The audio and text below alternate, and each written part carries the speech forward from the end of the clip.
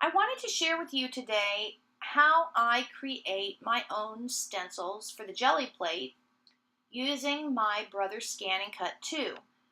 I bought it a while back, but just have been watching videos on all the things that you can do with it and was a bit overwhelmed at first because I thought, how am I going to learn how to do all this? But after watching quite a few videos, I figured out that I'm able to cut my own stencils out of any kind of material I want to. So I thought I would try doing some stencil designs out of cardstock. I have stencils that are made out of cardstock that I bought at the store. And I thought, okay, I have cardstock. I have Photoshop. Let's give it a try. So what you're looking at is my Photoshop files that I put together to print out and scan into the Scan and Cut. So that's what I'm going to show you what I've done. Basically, I take a black and white image, and these are PNG files with transparent backgrounds, but it doesn't matter. You can take a black and white image of a pattern like this. As long as the white is all the way to the edges, you're going to be okay. And these are just the cutouts. Everything that's black will be cut out of your 8.5 by 11 sheet paper.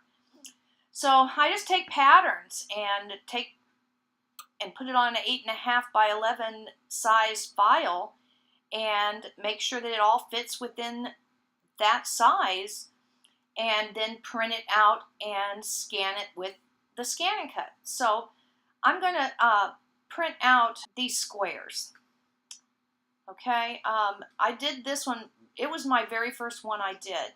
I did it on black cardstock and it came out great and I loved it. So, and I'll show you that one in a minute, but let's do a different one. Let's do this triangle one. And what I'm going to do after I get this all put together, I'm just going to print it on my printer, and it'll show me that I have white space around the edges, which is what I want, and make sure that it's the right printer, and make sure that it's centered, and scale it to fit media, excuse me.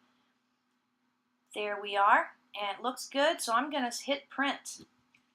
And I'm going to print it on cardstock so that it can just cut it right out of that same piece of material. I'll be back in a minute when I get over to my machine. Okay, here we are. I have printed my design on cardstock and have adhered it down to the mat that goes into the Scan and Cut. I'll be back in a minute when I get to the machine and show you how we cut this out. Okay, here we are. I have my mat loaded into my Scan and Cut machine. I have the depth set at just under a 5. I found that the cardstock I was using was not releasing the patterns easy enough, so I put it up a little bit to make it cut. I suggest that you watch some of the videos on YouTube about how to use the Brother Scan and Cut. I had to do that for weeks before I could even open my box. I wanted to make sure that I knew exactly what I was doing before I even attempted to break it. So here we go. I have it loaded in.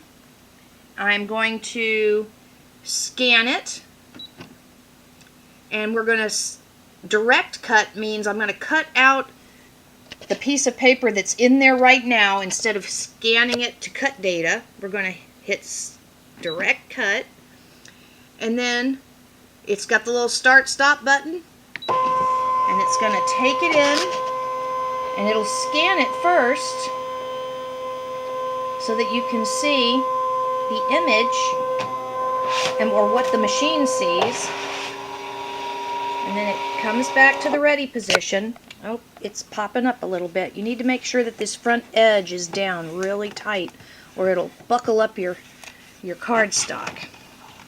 There we go. Sorry for the shaky video. Okay, here we are. It has it all in there, so what we're going to say is that's okay. We like it. And then it asks you to define the area that it's cutting, which is right there, and it processes it, and it says, okay, the little black lines are around your triangles, is that right? And we say, okay, And we're going to tell it to cut. Starting. Here it goes. It's doing its thing.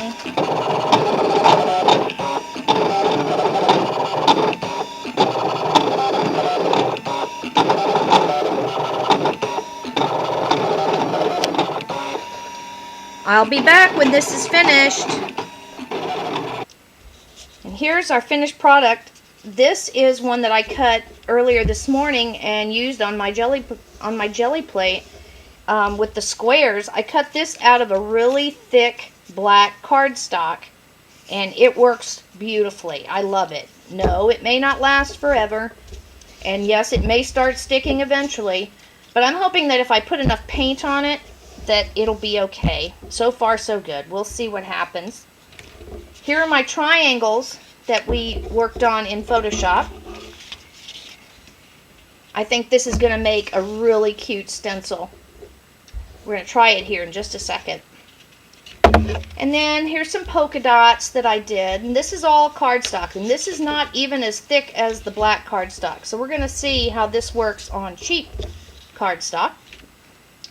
And then, I don't know how well you can see this, but this is one of those overhead transparencies. I cut a chevron pattern out of the transparency, and it worked pretty well. I'm anxious to see how it works. And a byproduct of this is I have little chevron masks now that I can use on my jelly plate. So we'll try those as well. So hang tight. Let me get my jelly plate, and let's try these things out and see how I did.